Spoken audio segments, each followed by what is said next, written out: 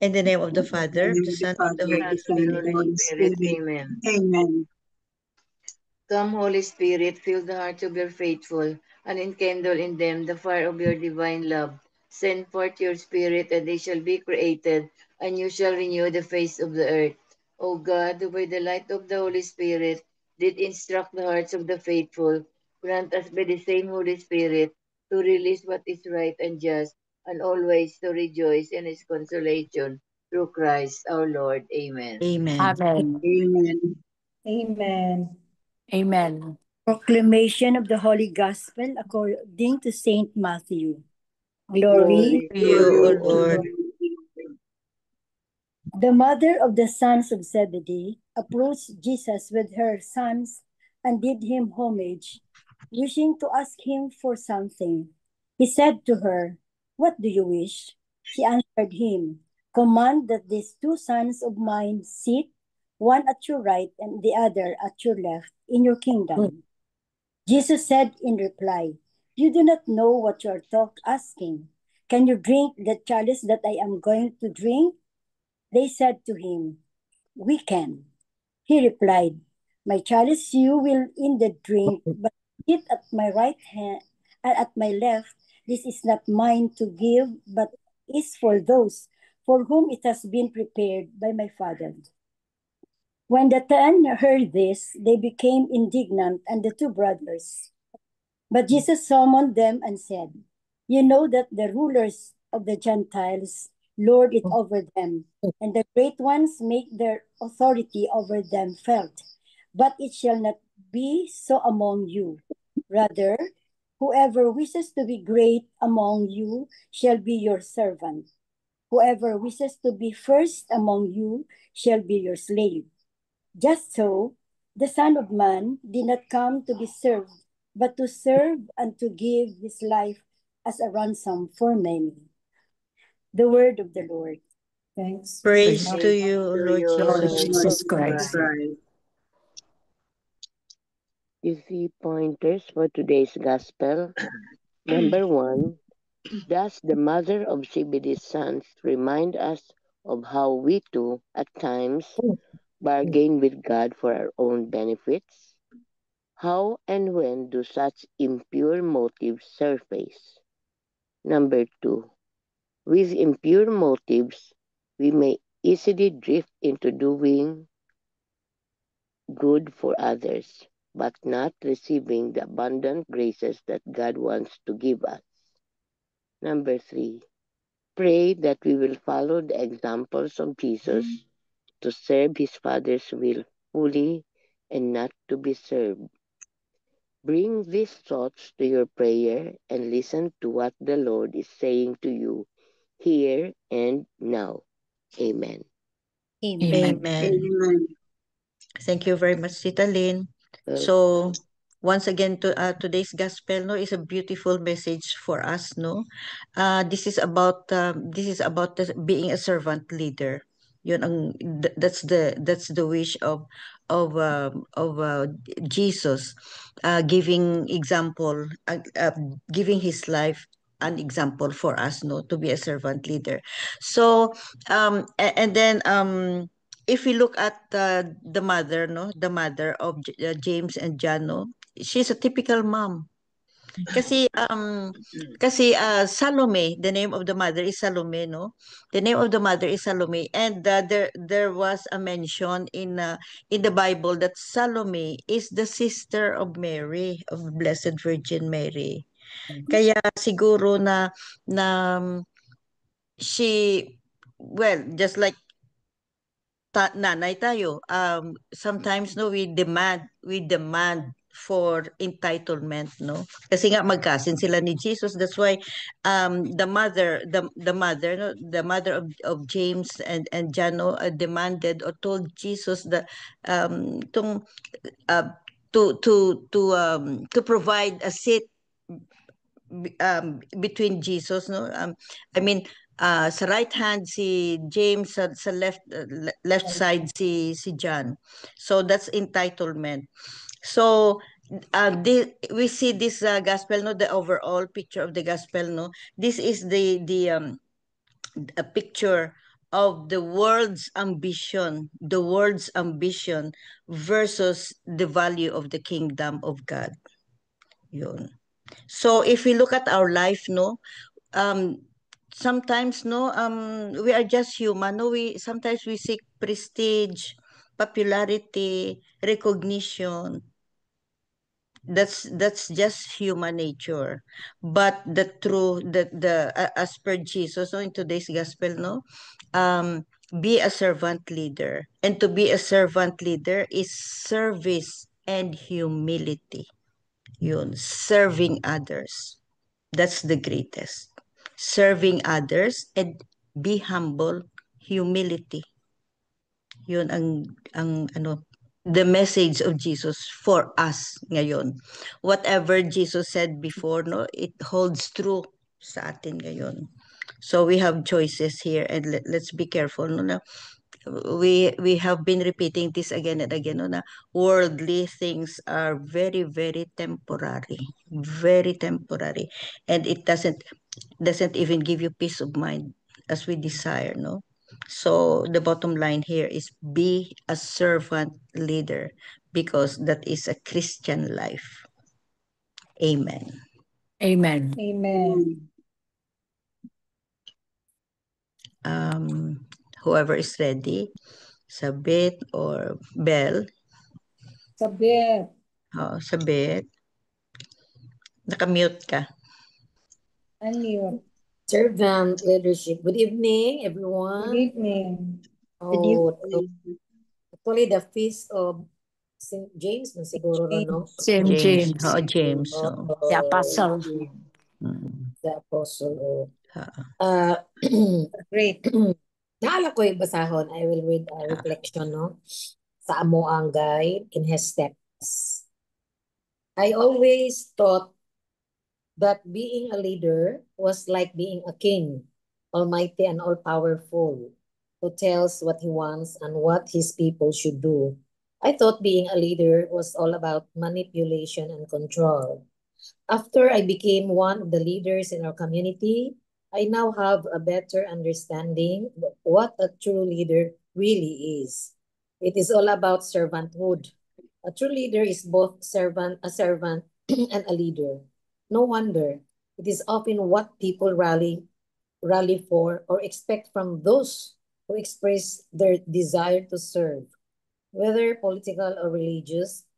Jesus' leadership and discipleship must be the blueprint.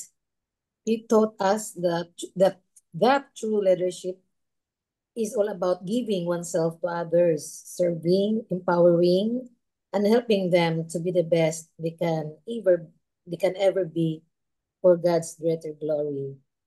Do not seek self-interest, but rather the welfare of all. The gospel reminds us to lead like Jesus, the greatest servant leader of all time, who came to serve and not to be served.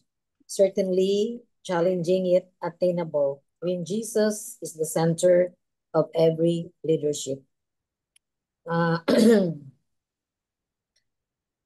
We are all leaders, no? Maybe in our family, in our community, and in our kind of workplace, or as in our job, in our whatever we are into. So when I joined the community way back 2006, I really admire, no, the leaders, our leaders in our community, no. A leader na parang there are a lot of leaders, but there is a one leader na when even she just not say anything, parang namamagnet ako sa kanya. And also when she talk na, no, about a certain topic, iba talaga. Parang oh my God, this is, no, we can really appreciate. There are a lot of members in our community nga ma-appreciate good siya. So, there is wisdom, no, in a leader, na although that is my prayer now, because I am a leader naman for so long in my community. Now in a corporate na at age 63, I become the leader in our corporate here in Cebu. But still asking the Lord to give me the wisdom, most especially handling different kinds of personalities. Yeah, there are older than me, others are older than me, and they're also leaders. Then also a manpower of 300, it's not a joke. So I always ask the Lord to have that servant leadership, no, na always thinking the good for others, and also because of our daily sharing, and also being a daily communicant ba yun? Yung always hear mass every day and receive the body of Christ. That give me strength, no? So there are a lot of trials and difficulties along the way. But still, at the end of the day, God is victorious over me, no? Naagid siya. Daghang kayong mga responsibilities. I cannot, oh my God, if there is no prayer, everything is impossible. So, yun lang, prayer plus action. God will always be the center in our day-to-day activity. Thank you. Amen. Amen. Thank you, Sabit. You're a good servant leader if you put Christ first in all your agenda. Yes, Put thank you. Christ first. Thank you. Thank you. Anybody else? Belle? Yeah, I have here from Father Tito's homily. Father Tito touched on three things. No? Still, the focus also is service. Number one is ambition and the environment influence, because remember that when Salome asked Jesus, imagine, I was even saying, how can Salome ask that from Jesus, to put James and John, one on the right, one on the left, One on the left. when Jesus is Jesus, when Jesus is our Lord, how can you ask our Entitlement. Lord, Jesus, you put my sons, one on your left and one on your right, as if parang very, very, very, Entitled. parang Entitled siya. nakakahiya, no? Titled, sabi ko. Entitled But siya. because of the relationship, maybe it's because of the relationship. But then, Father Tito said, ambition is not really bad. Your dreams and hopes, because it eggs you on to strive for greatness, no? But then, the influence is there. The family, like the mother, that's typical of a mother, that you put your children up front because you want the good or the best for them. That's not bad, really. That's not bad, according to Father Tito. So, and I can also attest to that, no? It's not bad being ambitious, being hopeful for the children. That's the aim, really, of us, as Especially parents. mothers. Oh yeah, especially mother. So typical of a mother. But our role should be to nurture their ambition so that they will become good, no? So it should be for the good. It should be for the betterment of our children. So we nurture, we mentor them to become good adults, no? And then second is service. We must always remember, look at Jesus, no? When Jesus does something, it really is to serve. He doesn't want to be served. He came not to be Not to served, be served. but to serve. Imagine, Jesus is a son of God the Father, but look at his humility. No, it's so admirable, his willingness to serve. That's why I can relate it sana to the kind of the politicians that we have, no? That as politicians, they should serve sana the people, no? Not that they want to be served, but it's the opposite, except for those who are really sincere, no? yeah. Who are really good. But majority, sad to say, wants to be served. Wants to be served, and they are in their position not to serve the people, but more to serve their own self-interest. No, that's the sad. That's a sad thing that is It's reality. true. No, so sana our government officials will realize. I don't know how they should realize. No? You know what?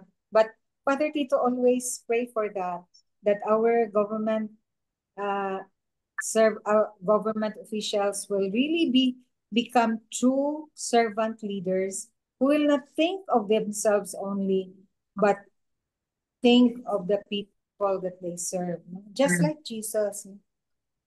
Just like Jesus, because Jesus came to serve and gave his life as a ransom to many. Then the third point that Father Tito emphasized was the story of James. Dili din siya si James the Apostle, si James the James Great. the Great. Diba nag-send ka o kuan MJ, no? I think James the Great is one of the disciples after the 12 apostles. Remember, di ba nag-choose man si Jesus of another 72? I don't know if he's one of those. But he's one, that's why Santiago, na famous Santiago. ang Santiago tungod Camina. ani niya. Because Camina de he went Santiago. to Spain. He went to Spain to evangelize. And then he became so distraught. He became so inadequate that he wanted to give up because he thought that what he's doing is not going into fruition. Parang disheartened siya na wala siyang nagawa sa kanyang evangelization. But then, Mama Mary was still alive that time. Mama Mary was still in her place. Where is Mama Mary that time? Still in Bethlehem, Nazareth. Where? I don't know, but basta somewhere there. Basta sa town, I forgot town the niya. place.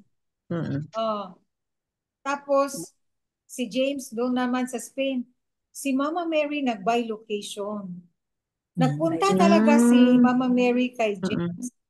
And she bolstered the spirit of the courage that was down of James. Then she said, no, you continue with your work. You're doing good. So James was again Inspired. He got the courage to continue with his work. Mama Mary appeared to him in the Pilar. Cora, were we together when we went to Spain? Sa Lady of Pilar? Wala In Zaragoza? Wala. We were not Dili Tita Dog. That I saw the place. I saw the Pilar. And I even bought the little Mama Mary. The mother of Pilar, the Lady of Pilar. Our Lady of that Pilar. Our Lady of Pilar. The story. That was the story of Saint James Of the James. Great. Dili ni siya the apostle, Saint James the Great. So that's why he became popular. He was able to succeed in his work, in his ministry, in his evangelization in Spain. That made Santiago the Compostela. Camino thing. De Compostela. Compostela. Kami na. Compostela, Oo. famous because of Saint James, James Oo. the Great. Oo. So that was, and Mama Mary also went back to her place. Nag-bilocation si Mama Mary that time. Oo. When he was Oo. so down and I was so sad and distraught about not accomplishing enough. So that's the story of Saint Saint James. James. According Oo. to Father Tito. Oo. Maraming James eh. Oo. So, Yeah. As in, maraming oo. Mary, Maraming Mary, maraming James. So, kaya James, pinangalanan sa maraming James the John, Greater. maraming, Oo. no, di ba? Marami silang mga Titles. Ha, mga titles nila. Ho. Titles, So, yeah. so this James that we are celebrating the feast, today's feast, no, Saint James is the Greater. the great, the greater, The Greater, James the Greater. The other one is James the Apostle. Pero in today's gospel, no, ang James, I don't know if this is the James, no, kasi Iba siya. son of Zebedee and No, Salome. not the same James. Not the Not same the James. same. Oo. Because Oo. the James, the son of Zebedee, is a brother of John. So apostle. The sons of Salome and Zebedee, they're the Ha. apostles. They are the apostle. The first three. Oh no, the first four sila, di ba? Andrew James, and John. Peter, the brothers. Then Dalawang in the other side mag-brothers. of the boat in the sea, Mag-brothers in the din. other boat was Zebedee and the two Zebedee. sons, si James and John. James and John. Oo. So they were the ones who were catching fish, and then Jesus said, "Come, I will make you fishers of men." Fishers of men. So ang feast ngayon, we are celebrating the feast of Saint James the Greater. Yung he went to Spain. The Greater. The Greater. Not the Apostle. Not the Apostle. Oo. Because this James the Apostle, no, I think he was the first one martyred. Among the 12 apostles, he was the first one martyred. Oh. Yeah. Oh. And the brother John is the one who was not martyred but died of old age, right? Old age. Oh. Oh. The only one. The Old only age. Because he was the one who chronicled all the a lot. activities Oh, he of wrote a lot. Jesus. Oh. He was already At the end of the day, huh. At the end of the day in the movie The Chosen, he wrote everything that they did during the day. And Mama Mary also was helping him. Helping him. So that's the story of both James were great And John. people. And Great James the Great. people. James the Great. Kasi Bakit in the kaya apostles, greater, no? The greater, Bakit greater? the greater to separate the identity of James the Apostle and this James the Greater. Kasi in the 12 apostles, ang pumunta ng Spain is iba, not James the Apostle. Oh, not James not the James the Greater. Apostle. Ang James the Greater James is the Greater. just a disciple who went all the way to Spain. Kaya nga we have this Our Lady of Pilar and also the Camina del Santiago. Santiago de Camino. Oh, Santiago de Camino. That means that the walk of James. The walk. Sana i-bucket list natin yan. Ay, ayoko ilang miles ba yun? Pwede man daw hindi ka maglakad na diretso. Shortcut. Basta matapos mo lang. Mayroong van na following you ba? You're walking. Then if you get tired, then the van is there. Then you tapos ride the van. Basta ma-continue mo lang ang ilang miles yun. Kasi the average is I think 20 miles a day for 7 days. Wow. Yun, of walking in different terrain. Depende sa kakayahan mo. Depende. Yung iba is many times sila nag-rest basta matapos lang nila ang walk. So that's James. Yun ang mga taga Cebu, every year nandun. Every year. Oh, okay. Oo. Every year So, sila magpunta. kayo na lang, Bel. Ayoko. Ayaw daw ni Cora. Ayaw din sa ni Cora. Sorry. So, that Maybe it's all in my mind. the mind is willing. Up to mind only. The mind is Yeah. the spirit is willing, but the body is weak. The body is not Wait. anymore. So, so that's our gospel, no? The gospel of Something to share, Tita Helen. Si Tita Doc, Cora muna. I'm just Cora. observant. observe lang daw Observing siya pa, Tita muna. Helen. Oh. Mm. So if we go back to get to the gospel, no, na about this servant leader, no, in one way or another, ano tayo, no, we are guilty, no, in one way or another, no, because of this either Sometimes we want to be served. yeah, because we are a mother, we are just human, a human mother. We want our kids to be always the first, the best among others. But if we of course if we ano na tayo grandma na tayo, we teach them also the spiritual side of life. Yun. Spiritual side of life. Which is dito sa US, no, unfortunately, no, hindi mo naman, no, it's a big challenge magpalaki ng Iba bata. kasi ang culture sa US. Iba. Unlike sa Philippines. Iba. So anyway, with our prayers, no, everything will be okay. They will be led to Just the have right to pray. path. Our prayers. So any sharing? Tita Helen.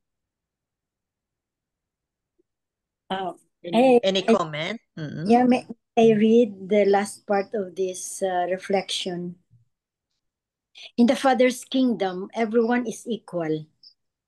Jesus warns the rest of the 12 who are indignant at the two brothers and who may wish to jockey for position. Participation in God's reign is doing service in the manner of Jesus, who is willing to serve and die for his sheep. True authority is not lording over the subjects. Rather, power is vested on those willing to serve as servants rather than to be served as masters. Such in the case of James, the first apostle, to drink the chalice of suffering. Amen. Amen. Oh, it is easy to say to be really as to become a servant leader, but we need always to pray that we can accomplish that phrase servant leader. Most especially in the church where I belong, there are so many people who really want to be on top always. For my part, I always say, after rendering 37 years in the public school, after retiring, I always remind myself to be always at the back, to be a listener, because for those 37 years, I was always in front of the children. Grade 1 for 27. You're the one who's doing Grade the 1 talking. pa. Yeah. So this time, I always stay at the back and listen always, because I give to others now, because I have done my part na maybe. Amen. Amen. Yeah. Amen. Yeah, true, Tita Helen. You have done your part. Yes. So, but still no, even if you are in the background na, no, and you are doing good, no, helping like really humble and service to others, no, you will still be recognized. Your good deeds will not remain unnoticed either by God or by other people. So Jesus even said that, no? If you want to be known, you serve. Where did I read that? Be humble and serve. Yeah. Yun ho. Yun ang ano One yun ang attribute of a priority. good servant leader really is humility. Humility. That's the mother of all virtues. Yeah. Humility. And that's the center of a Christian life, no? Service and humility. Nobody could beat that. Amen. Amen. Amen. Amen. So, any short comment is welcome before we have the closing prayer. Any short comment? So as simple as in today's gospel, no, as simple as be a servant leader, and as to be a servant leader is to be humble and serve, especially the least, the last, and the lost. Amen. Amen. Amen. Amen. Belen. Yes. Okay. Lord, thank you, Father. You are our God, and we make our hearts, and we return our glory to you. We pray that you will make our hearts focused on you. We have uh, blessed our hearts and thank you for seeing us through a space of our lives and let us live for your glory. In Jesus' name, amen. Amen. Amen. Amen. And all together, please. Glory be to the Glory be Father, to the to Father, the and to the Son, to the Son, Holy The Holy Holy Spirit, Spirit. Spirit, as Amen. it was in as the it was in the beginning, is beginning, now, is and now, ever and shall ever be, shall be, world world without without end. end. Amen. Amen. In the name And of the the Father, Father, And the the Son, of the Father, Holy and the Spirit. Holy Amen. Spirit. Thank you Amen. all. Thank you very much for Bye. joining thank you, our Bye, Lord. everybody. Bye. Tomorrow. reflection. Bye. Yeah. Thank you, Tita Kors. Thank Thank you you. to Yes. the Tita. group. Yes. Bye-bye. Happy Bye. to be